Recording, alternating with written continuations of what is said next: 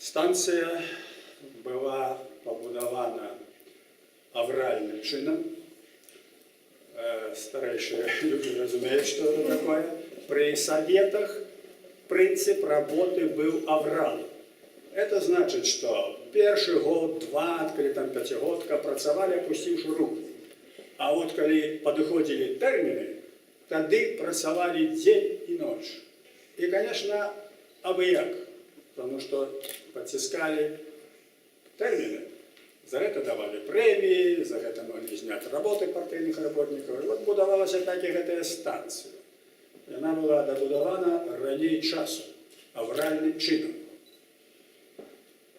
И это одна из причин. Это одна из причин, что отбылась такая трагедия. Когда выбухнула эта станция, Горбачев, ЦК КПСС, ЦК КПБ имели полную информацию об том, что отбылось. Але ўсё гэта было сховано от громадскости. Принцип коммунистов был такой: когда что-нибудь здараецца, нават не по их вине, а когда по их вине, тем больше, але то, что может узбудить громадство, яны старались гэта не обнародовать. Ну, такие подеи, как расстрел рабочих у Новочеркасску, там что-то натурально, что до сегодняшнего дня мало что кто ведает про это. Але тое, что отбылось у Чорнобылі, гэта самым непосредным чином датычылася политики КПСС и самым непосредным чином датычылася улады. И таму яны гэта засекрэцілі. Информацию эту решили не давать. Хотя, зразумела, специалисты им про это казали, что это нельзя было засекречивать, а треба принять терминовые меры по выратаванию насельництва. Когда меры были не приняты, значит, 1000 людей загинули, и 1000 людей стали хворыми. Інтэрас карупцыйны, інтэрас камуністычны аказаўся вышэй, як заўсёды, вышэй меркаванняў гуманістычных. Што можна чакаць ад такой улады, якая арганізоўвала голадамор на Украіне, якая мільёны людзей знішчана ў ГУЛАГу, у курапатах? Вось Чарнобыль – гэта працяг той ментальнасці, той палітыкі. Толькі праз 14 дзён Горбачов выступіў па тэлебачанні и уже говорил открыто о том, что здарылася ў Чорнобылі. За гэты час ніякой інфармацыі не было. У той час, калі ўжо ішлі хмары, і у той час, калі ўжо ішлі радыактыўныя дажджы. Дарэчы, упершыню зафіксавалі ў Швецыі па вылічэнню радыактыўнага фону. Дзе Швецыя, дзе Чорнобыль. Вот. Дык вось, гэта вельмі істотны момант для разумення таго, што адбылося. И есть конкретные злочинцы, конкретные люди. Мы называли таких, как Шлютков, это был кіраўнік ЦК КПБ, это был таки Камаль, секретарь ЦК КПБ. Это все люди, от яких залежало непосредственно здоровье нации, и они это все зробили. Так вот, что отбылося конкретно? Выбухнул реактор, и велизарнейшая доза радиационных нуклидов была выкинута в атмосферу. Ветер дымал на Беларусь. И оказалось, что 70% всей радиоактивной грязи опустилось на белорусскую территорию. Украина у первые часы потерпела меньше, але потом стоки речек, Днепра, Припяти, все эту радиацию так само потягнуло аж до Киева.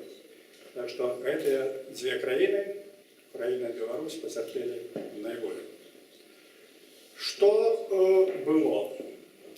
Ну, по-перше, скрыли от людей. И как показать, что все хорошо, прекрасная маркиза, как у той песни спеется, у Гомеле, у Пінську, у Бересті, у Мінську. Якраз підходило 1 май, і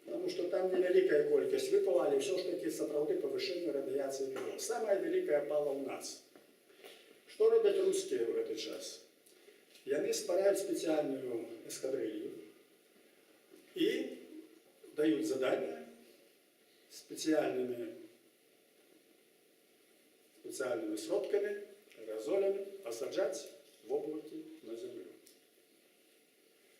Я минулый раз показывал фильм, где как раз, дзякуючы тому, что я это ведал, я попросил из BBC, тут приезжали, как они нашли этого человека, там один только живой остался, такие груши. Они взяли его интервью. Так вот он все рассказал. Он думал, что он герой, ему героя дали.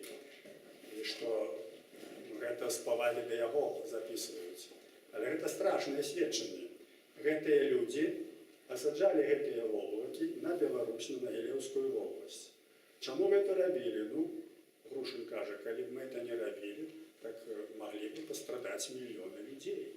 И ведь тогда же могло бы пойти на Москву, на Петроград, уже понимаете. Это говорить у камеры. Такая варварская ментальность у этих людей. И это было засекречено. Это позднее уже, когда Народный фронт начал поднимать всю эту страшную трагедию, тогда высветлилось про этих людей, которые осаджали гэтыя хмары на Беларусь. Это была целая команда, целая эскадрилья, специальные самолеты. Им было дадено задание, это были военные люди. Им мало что говорили, этим российцам. И они выполняли свой обовязок. Так вот, яны, пускаючи аэрозоли, они ж уваходили в эти радиоактивные хмары. И когда они опускались, до их у халатах подходили люди с дозиметрами и утекали, как спринтерским бегом. Потому что этот самолет трашчел, але это не ведали. Але потом, реально, праз несколько годов померили все. Вот опошли, это был, он уже не живет так само, это Грушин. Значит, российцы относились до этих людей так, как и у Другую Всесветную войну. В житті человека ничего не значило, они нам им не сказали, что их чекает. Их чекала смерть. Вот такие были отношения. Натурально, и гэтые, яких ошукали, якие смерть опускали на Беларусь, они так само так думали. Это так само были те самые рабы, якие думали, что коли бы мы это не сделали, так тогда потерпели б люди, это значит российцы, а тут не люди. Вот что выкрыл это Чернобыль. Выкрыл, что это все не выпадково. Не выпадково эта станция была сделана абияк, не выпадково это пьянь была на местах, не выпадково здарилась эта трагедия, не выпадково все это засекречено. И Беларусь потерпела бодай что наибольше. Потому что 20% земли выведено с сельскохозяйственной опрацоўкі, 20% практично земли зараз находится в зоне. Потом не были, особливо теперь, не были отповедные принятые нормы, и эта радиация распаўсюдзілася по всей Беларуси. Это так само вельми такие, потому что радиация, она не меряется, что она маленькая, вот меньше ужили, и значит не менее будет. Радиация меряется коллективной дозой. Кольки, хай себе она невелика, але кольки вся нация, кольки популяция отримає этой коллективной дозы в год. И это не меряется. Это совсем другий подход. Для чиновников подход такий, як на колгасном рынке. И они берут, скажем, мясо радиоактивное, смешивают со здоровым мясом, робят колбасу, там меньше радиация подходит под норму, они довольны, они думают, что они зменшили. На самом справе, это идет отручение всей нации, потому что коллективная доза все равно повышается. Это политика Лукашенко. Мясо чистое, оно идет в Москву, а смешанное мясо с той жывёлай, якая выращена на радиоактивных землях, все наше население этим мясом харчуется. Это трэба ведаць. Таму калектыўную дозу мы набіраем і па сённяшні дзень. Не буду прыводзіць вам это, бо это ўжо вядома, это страшныя прыклады, колькі дзяцей у нас хворых. Па статыстыцы наше маладое пакаленне сённяшняе, наши дзеці, 70% яны хворыя. Яны хворыя, некія ёсць хваробы, бо это не абавязкова белакровие, там лейкемія, это не абавязкова. Это уплывае на гуле, на ўвесь стан, на ўсю эндакрынную сістэму чалавека. Асабліва, калі малады. Чаму гэта жудасная трагедыя, я кажу, злачынства вялікае? Таму што на дзяцей вельмі негатыўна ўздзейнічае радыяцыя. Арганізм расце. Для чалавека старэйшага, якому ўжо там 70-80, радыяцыя не надта уплывае. Бо арганізм ужо спыніўся, фактычна ўжо вельмі павольна развіваецца біялагічна.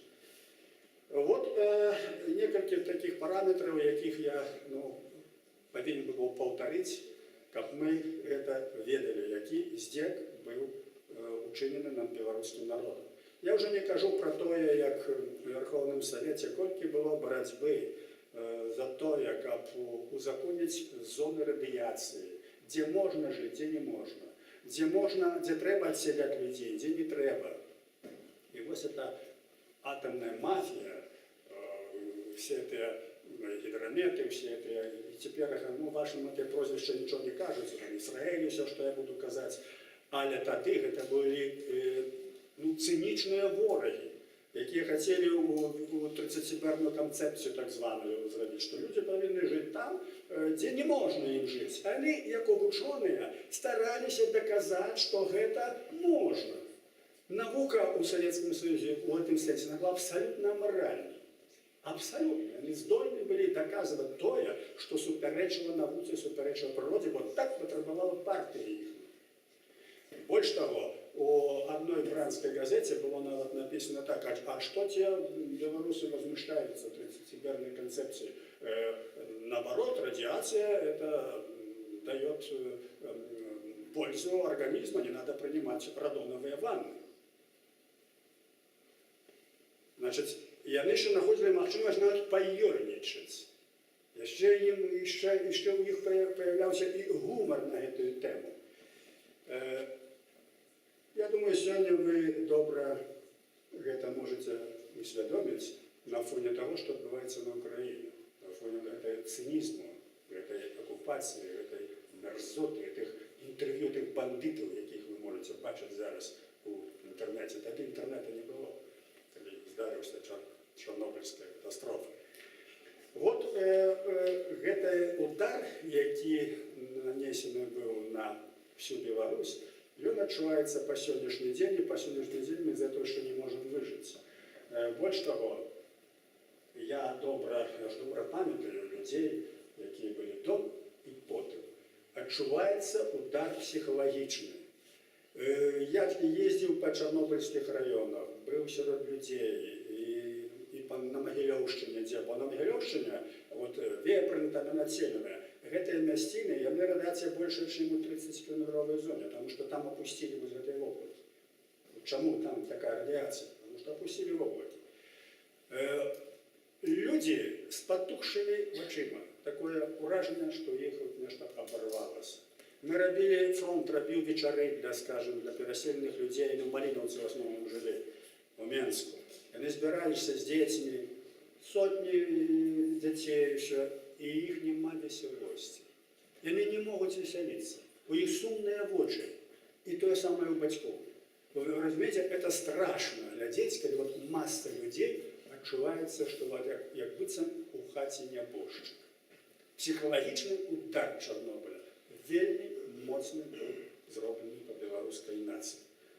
Но вы уявіце сабе, тыя, хто нарадзіліся у невялікіх мястэчках, у вёсках, дзе ўсе адно ведалі, дзе гэтая рэчка, дзе гэтая прырода, дзе гэтыя могілкі, дзе прайшло ваше ўсё жыццё. І за адзін дзень вас забралі і вывезлі. І вы не можете туды вярнуцца. За адзін дзень, таму што рабілі вельмі хутка. І вы не можете туды, гэта страчана назаўсёды. Вось я назіраў гэтых людзей, якія носяць сабе гэтую трагедыю, якая можа для нас, для других, які гэта не адчулі, можа яна так не уяўляецца. І акрамя того псіхалагічнага стрэсу ёсць яшчэ вялікая культурная катастрофа. Потому что культура развивается там, где есть постоянное насельніцтва. Тады захоўваецца традыцыі, тады ёсць яе працяг. Калі пастаяннае насельніцтва знікае, знікае вся культура. Это катастрофа. Ніякая вайна, ніякі пажар, ніякія крывавыя падзеі не ідуць у параўнанне з тым, што адбылося з Чарнобылем. Все, тое, што было, уся топоніміка, усе назвы, усе фольклор, усе традыцыі, што звязана з родам людзей, яны ўсе зніклі. Потому что насельніцтва больше немає. Это стала пустая земля. Вот для культуры это велизарнейшая катастрофа. Велизарнейшая катастрофа. Про это менее неяк говорить, но тому что улада ніколі не была, якая была на Беларусі, оккупаційная улада, і цяперашняя ніколі не была прихильная для культуры. Культура для іх